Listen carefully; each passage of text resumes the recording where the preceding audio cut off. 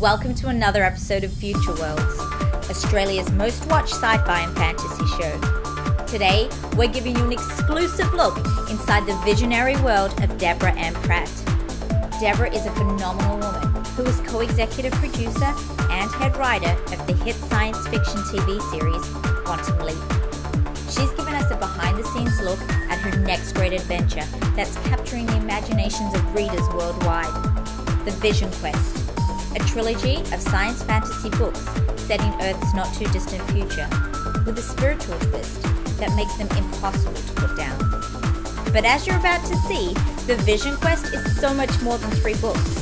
So join me on a new and exciting adventure, A Vision Quest. What I'm hoping to achieve in The Vision Quest is to get people to think out of the comfort zone of their box. There are more than 3 dimensions. Accept it. We do live in multiple worlds. Accept it. You do time travel all the time. Accept it. We have a change that we're heading into. We have a choice. As individuals, we have to prepare ourselves to shift into the reality that we want. And I think that what I've written is a roadmap that will help a lot of people through that change.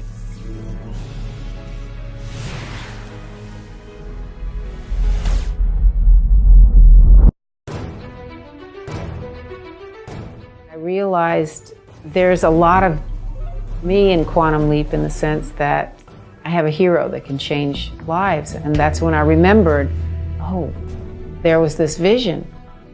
And I kept saying, oh, I'm not ready. I'm not ready. I'm not ready. I haven't lived enough. I don't know enough. And it was like my life said, now. You've got to do this now. We're coming upon this change.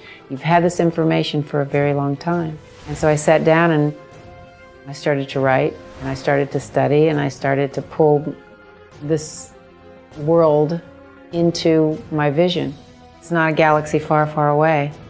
I think it's highly relatable because it's Earth.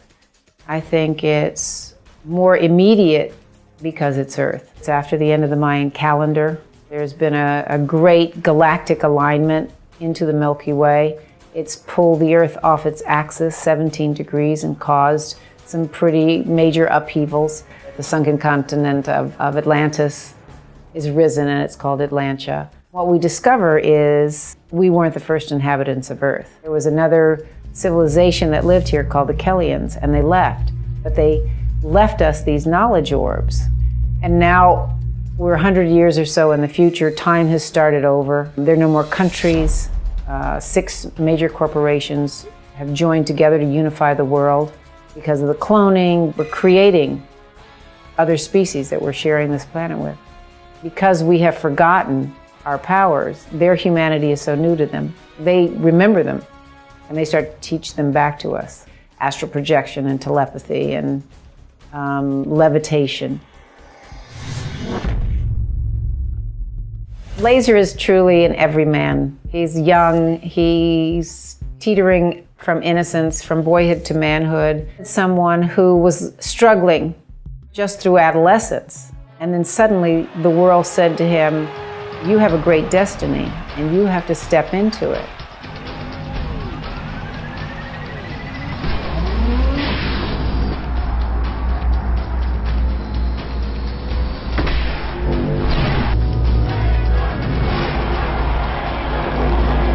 Champion of the world!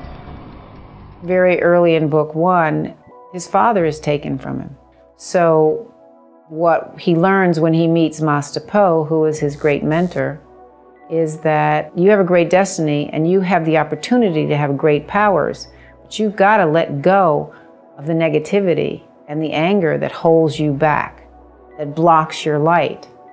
So as she tries to teach him these certain powers, how to levitate, how to shield, how to go negative, which means to go invisible, he's reluctant to learn, one, because he doesn't want to have to face this destiny. He just wants revenge. He also meets the love of his life, Alana Blue, who happens to be the daughter of the man responsible for creating the biodroids that killed his father. So he's torn because he wants to be in love with this beautiful girl, and at the same time, he hates who she came from. So the course of the book, he has to learn what love is. He has to understand how to attain bliss. He has to understand that that gives him access to the unlimited source of power that the universe is. That's a daily struggle that most people go through. And it's only a truly enlightened person who knows that you cannot cling to the past, that you learn from it and that you stay in the present. And by the time he gets to the third book, the fact that he wants to be back at home and fight this war that's now happening on his turf, he really understands that he has to undergo all the transitions that are going to get him to be in a state where he can access the universal powers that he needs to save not just this continent, but ultimately the world. I mean, I think the Vision Quest is for everybody. I mean, I think it's heady reading because of the science, but I've had readers as young as 11 who've read it, and, you know, they were young girls and they loved the love story between Laser and Alana Blue. Boys, they like the action. And I was surprised to find this group of adults who were, you know, 35, 40 years old and older, who just saw the spirituality in it, who saw the re-empowerment of humanity and really got behind what the Vision Quest could be. A quester is anybody that wants to contribute to this world of the future. Between book 1 and book 2, I asked everybody who was reading the book to create a character of themselves in that world. My hope is to create the Vision Quest into a virtual world where we can all come together through technology. I think what's really important too is that I invite everybody to become a quester for your own life, for your own sake, for your own awakening. If you just need to read it and it's a great adventure and you have a fun page turner in your hands, that's good. I think subconsciously you're gonna understand a lot of the messages that are there.